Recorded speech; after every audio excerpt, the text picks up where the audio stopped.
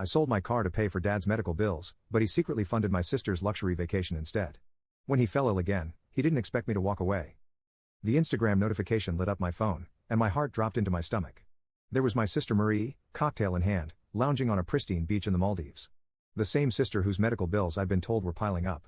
The same reason I'd sold my beloved Honda Civic, my first major purchase, my symbol of independence, just 2 weeks ago.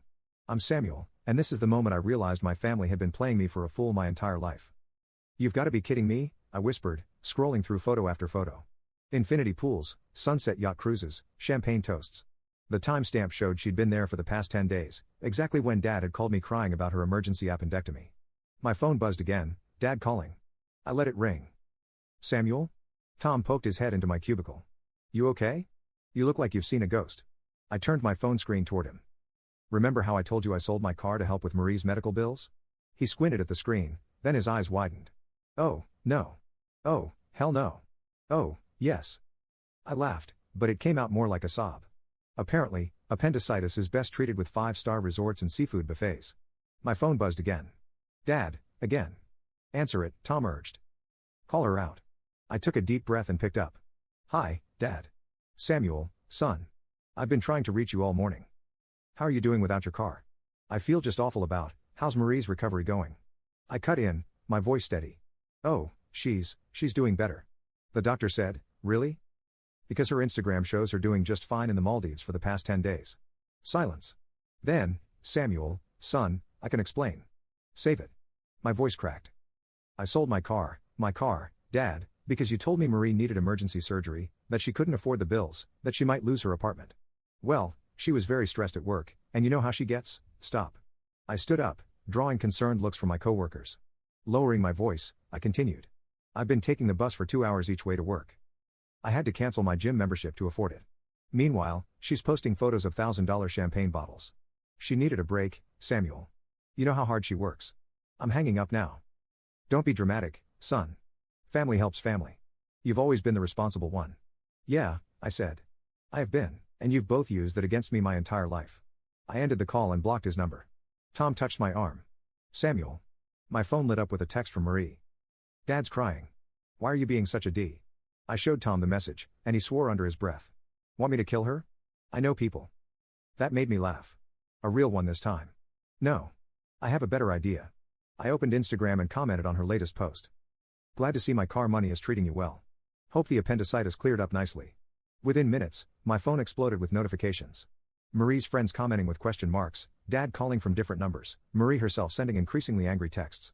"You're going to start a family war," Tom warned, but he was grinning. "No," I said, gathering my things. "I'm going to end one. Can you cover for me? I need to leave early." "Where are you going?" "To the bank. I'm closing our joint account and removing myself as a cosigner on Dad's credit card. Then I'm going to look for a new apartment, one closer to work." "What about your family?" I looked at my phone, now showing a group text from Dad. "Family meeting, tonight, non-negotiable." "They stopped being my family the moment they decided my car was worth less than Marie's vacation," I said, deleting the message.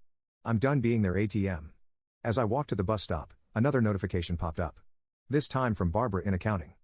"Saw your comment on your sister's post. If you need a ride home, I'm heading your way." I stared at the message for a moment then replied, "Thanks, but I need to learn to stand on my own 2 feet."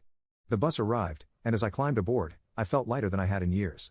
Sometimes losing everything is exactly what you need to find yourself. And I had a feeling this was just the beginning. The banging on my apartment door started at 7 a.m. sharp. I'd been expecting it. Dad always did have a flair for dramatic timing. "Samuel, open this door right now." His voice carried through the thin walls, probably waking my neighbors. I turned up my coffee maker to drown out his voice and continued packing boxes.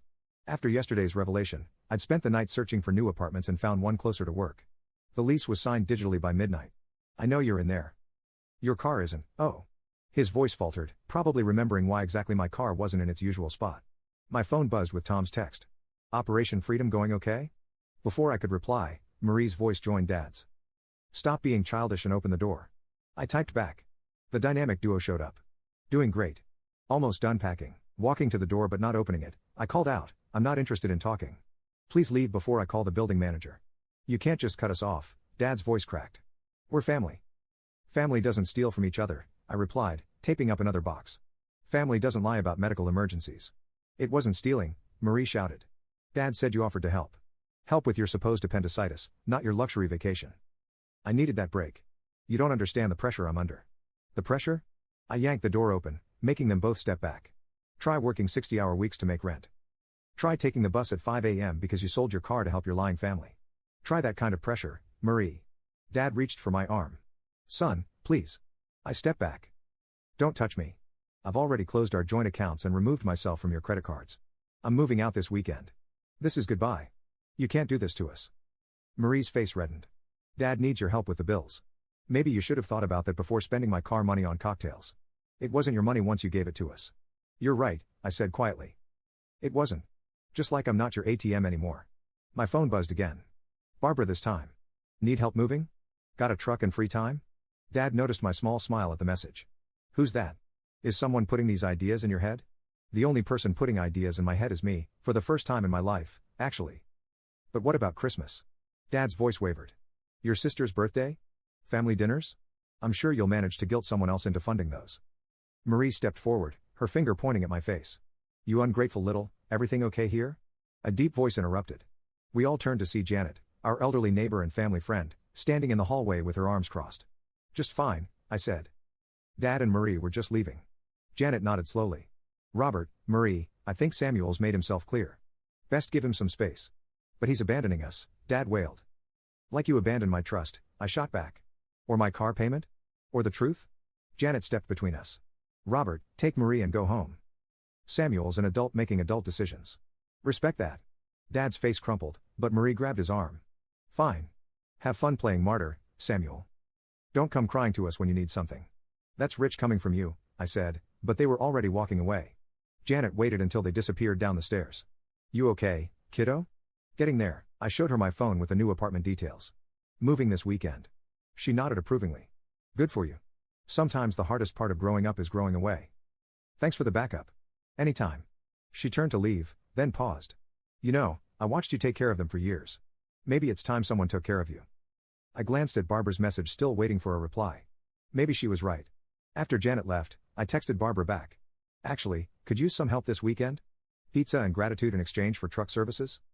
Her response was immediate. Deal. But I'm picking the toppings.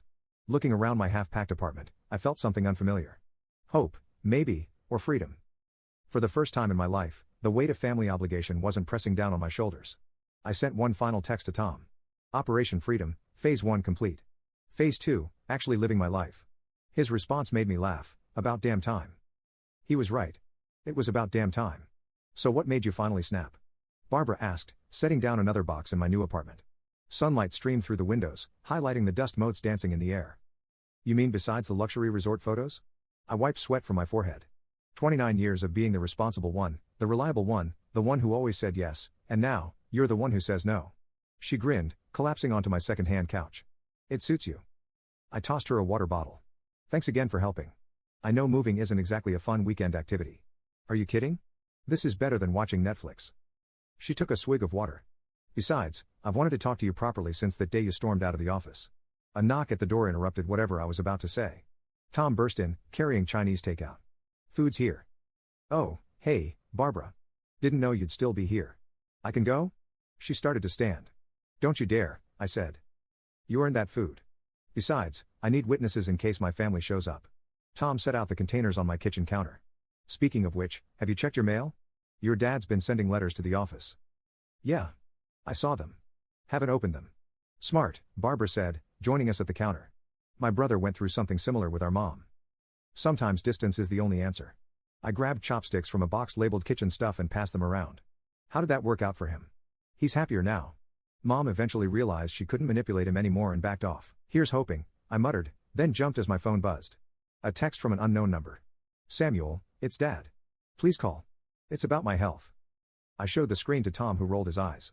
New phone number, same old guilt trip. Delete it, Barbara advised. If it's really about his health, he can tell Marie. I blocked the number, but my hands were shaking slightly. Barbara noticed and touched my arm gently. Hey. You're doing the right thing. Am I? I looked between her and Tom because sometimes it feels like I'm being horrible. You want horrible? Tom pulled out his phone. Look what your sister posted yesterday. He showed me Marie's Instagram story, a photo of Dad looking sad at a restaurant captioned, missing my brother who abandoned us. Family should come first. That's rich, Barbara scoffed, coming from the girl who used your car money for a vacation.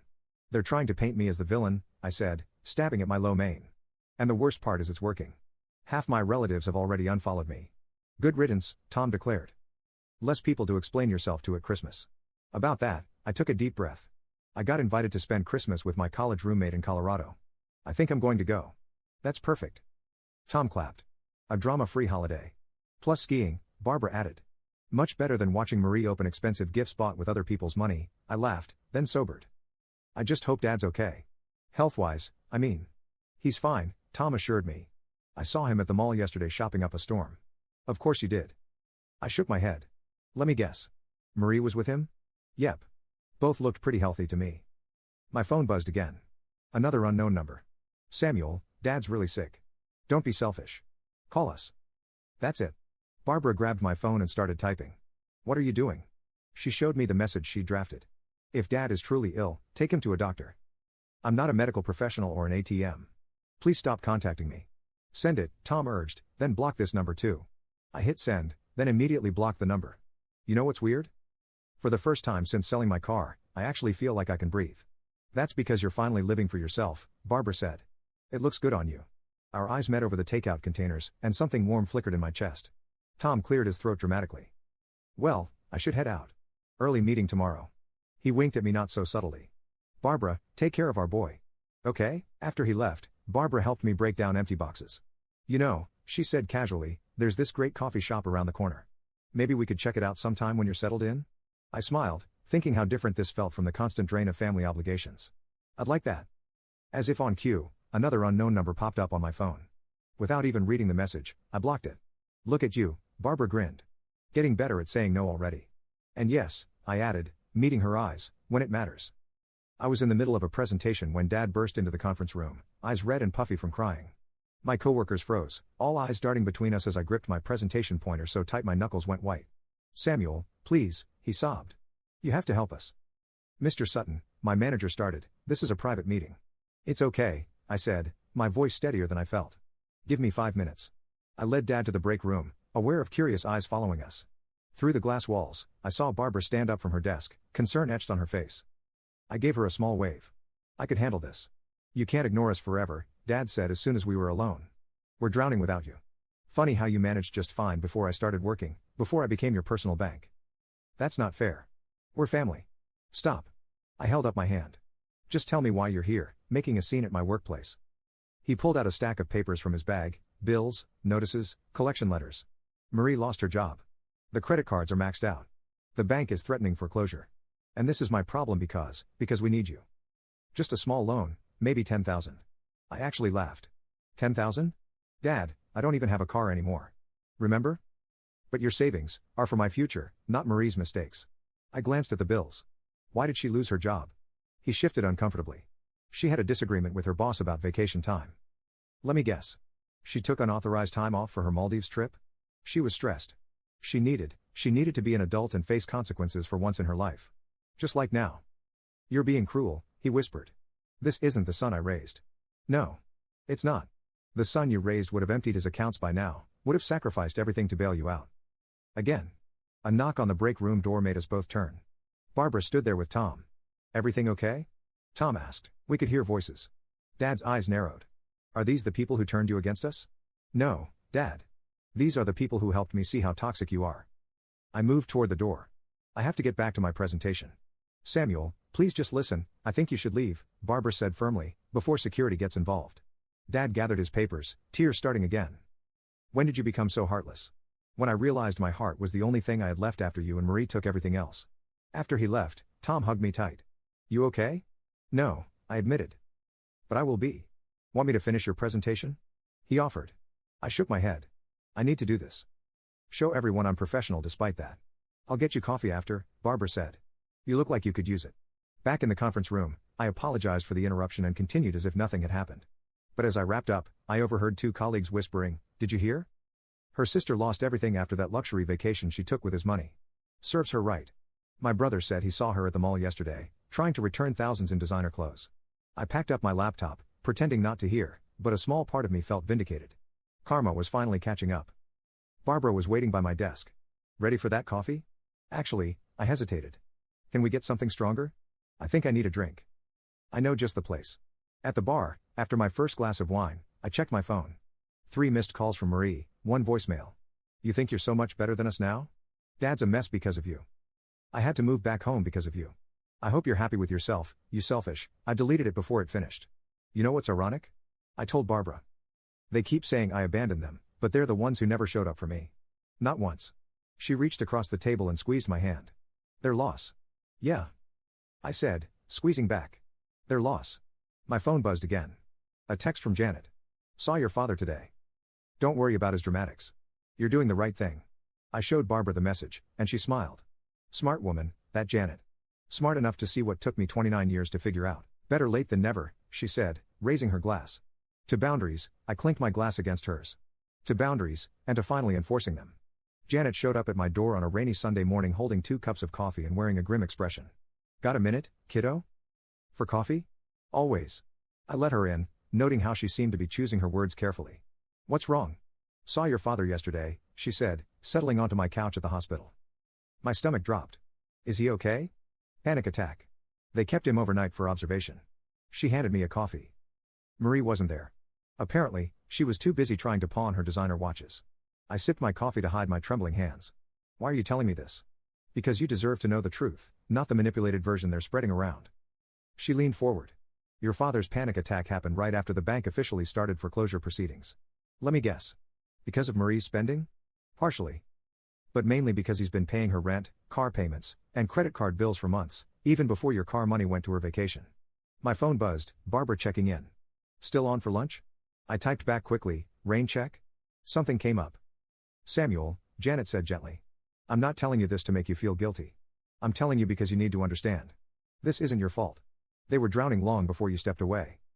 But if you hadn't cut them off, they would have dragged you down with them. She pulled out her phone showing me a social media post from Marie from just last night, her at an expensive club, bottles on the table. She posted this while your father was in the hospital. Of course, she did. I set my coffee down hard enough to slosh it. Why am I not surprised? Because you finally see them clearly. Janet stood up walking to my window.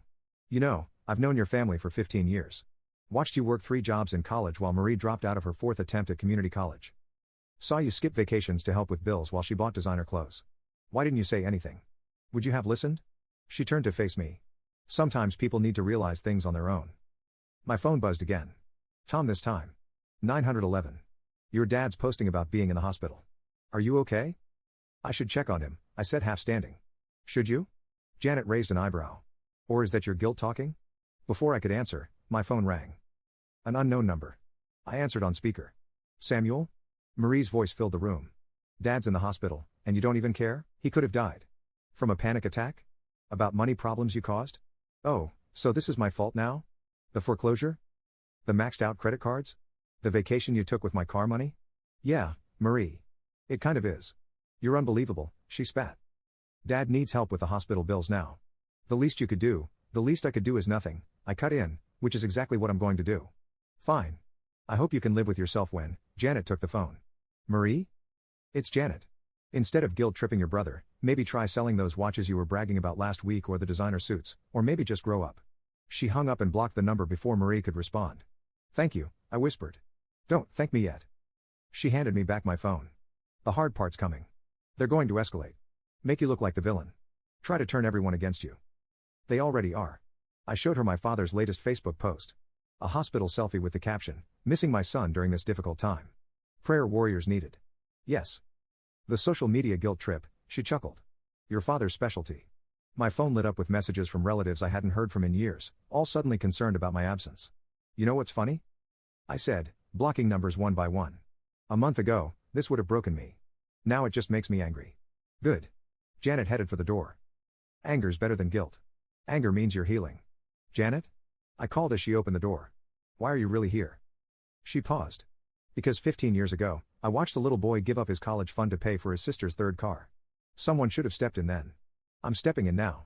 After she left, I called Barbara. Rain check canceled. I could really use that lunch. Everything okay? No, I said honestly, but I'm done feeling guilty about that. I'll pick you up in 20, she said. And, Samuel, I'm proud of you. 3 simple words, but they meant more than all my family's manipulative messages combined. Sometimes the family you choose is better than the family you're born into. The hospital corridor felt longer than it should have.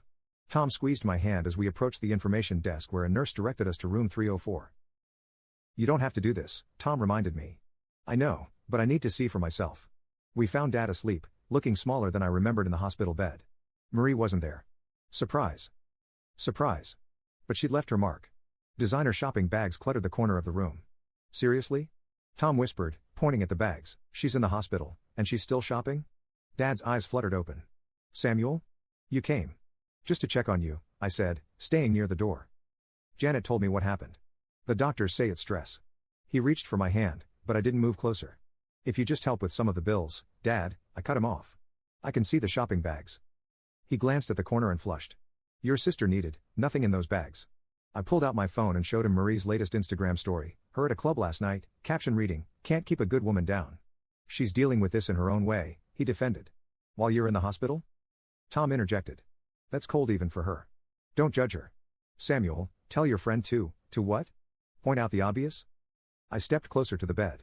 You're in here because of panic attacks over money while she's out partying with what's left of it. She promised to pay it back.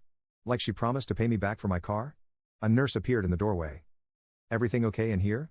Your blood pressure's rising, Mr. Sutton. We're leaving, I said.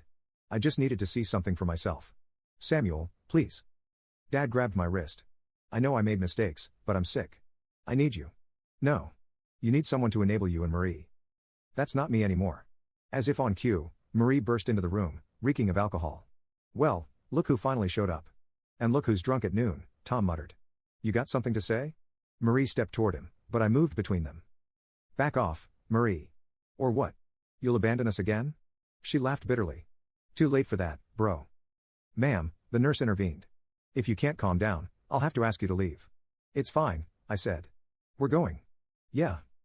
Run away, Marie called after us. That's what you're good at. I stopped at the door. You know what I'm actually good at, Marie? Taking care of myself. You should try it sometime. In the hallway, my phone buzzed with a text from Barbara. How's it going? Can you meet us at the corner cafe? I typed back. Need friendly faces right now. Already there, she responded. Got your favorite muffins waiting. Tom drove us to the cafe, keeping up a steady stream of conversation to distract me. When we walked in, Barbara had claimed our usual corner booth. That bad? She asked, noting my expression. Worse. I collapsed into the booth. Marie showed up drunk. Dad tried to guilt-trip me about money while surrounded by shopping bags. Classic. Tom snorted. Did you see his Facebook post? Blessed to have one child by my side during this health crisis. With a photo of Marie passed out in the hospital chair. At least she's honest about her being passed out, Barbara said, sliding a chocolate muffin toward me. My phone lit up with a message from Janet. Heard about the hospital visit. You okay? Getting there, I replied. Thanks for the heads up about his condition. Heads up about what? Barbara asked. Before I could answer, the cafe door chimed. Marie stumbled in. Oh, for crying out loud. Tom stood up, but I pulled him back down. Samuel, Marie slurred, drawing attention from other customers. Having a nice little coffee date while Dad suffers? You mean like your club night while he was admitted? I kept my voice level. That's different. I needed to blow off steam. Ma'am, a barista approached her. I'm going to have to ask you to leave. Not without my brother's wallet, she sneered. Come on, Samuel. 10 grand. That's all we need to stop the foreclosure. Barbara stood up. He said no. Walk away. Stay out of this, Marie jabbed a finger at her. This is family business. No, I said firmly, standing too. This is harassment. And if you don't leave right now, I'm calling the police. You wouldn't. I pulled out my phone. Try me. Something in my voice must have convinced her because she backed away. This isn't over. Yes. It is. I sat back down, hands shaking, but voice steady. It's been over since the Maldives. After she left, Barbara took my hand. You did good. Yeah, I said, watching Marie stagger down the street through the cafe window. I did. And for the first time, I actually believed it. The foreclosure notice appeared in the local paper on a Tuesday. By Wednesday morning, my phone was exploding with messages from relatives I hadn't heard from in years. Did you see this? Tom slapped the newspaper down on my desk. Your dad's house is going up for auction next month. Before I could respond, Barbara rushed over. Samuel, you need to see this. She pulled up Marie's latest Instagram post, a photo of our childhood home with the caption, thanks to my selfish brother, we're losing everything. Family means nothing to some people.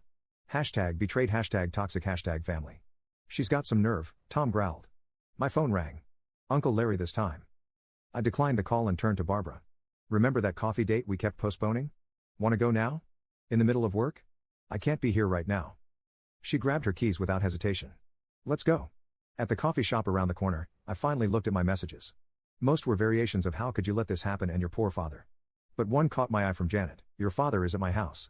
Marie's nowhere to be found. Thought you should know. Of course, she's not there, I muttered, showing Barbara the message. Probably off buying more designer clothes while Dad loses his house. Actually, Barbara pulled out her phone. According to her Instagram stories, she's at some resort in Miami right now. What? I grabbed her phone. Sure enough, there was Marie, poolside with cocktails. How is she affording this? Probably with whatever's left of your car money, she said gently. My phone buzzed again, Dad calling from Janet's phone. After a moment's hesitation, I answered on speaker. Samuel, please come to Janet's. We need to talk. About what? How Marie's in Miami while you're losing the house. Silence then. She said it was a business trip. What business? She lost her job months ago. She's networking, he defended, looking for opportunities. With my money, I said flatly. Again, that's not fair. She's trying to scam more people, to waste more money, to avoid responsibility? Which is it, Dad? You don't understand. No. You don't understand. I hadn't meant to shout, but the words burst out. I sold my car, my independence, to help with supposed medical bills. Instead, that money funded Marie's vacation. Now she's in Miami while you're losing your house, and somehow I'm the bad guy? Samuel, put Janet on the phone. A shuffle, then Janet's voice. Hey, kiddo. Is he really staying with you? Yeah. House's electricity got cut off yesterday. And Marie? Haven't seen her in days. Your father keeps making excuses, but she's living it up in Miami while he's homeless, I finished. Pretty much. I took a deep breath. Take care of him, Janet. I can't do it anymore. After hanging up, I looked at Barbara. Am I a terrible person for refusing to enable them? No. She reached across the table. You're just finally putting yourself first. My phone lit up with a news alert. Someone had shared Marie's post to a local community page. The comments were flooding in. Isn't this the woman who took her brother's car money for a vacation? Yeah. And now she's in Miami while her dad's getting evicted. What a piece of work. Poor brother dodged a bullet getting away from this family. Look. Barbara pointed to one comment from someone who worked at Marie's old company. This woman got fired for stealing company funds after blowing all her brother's money. Now she's trying to play victim? Pathetic. She stole from her company too. Karma is not just a concept. Barbara smiled. It's a reality show, and your sister's the star. My phone buzzed with another message, this time from Dad's best friend. Just saw Marie's post. Don't worry, honey. We all know the truth.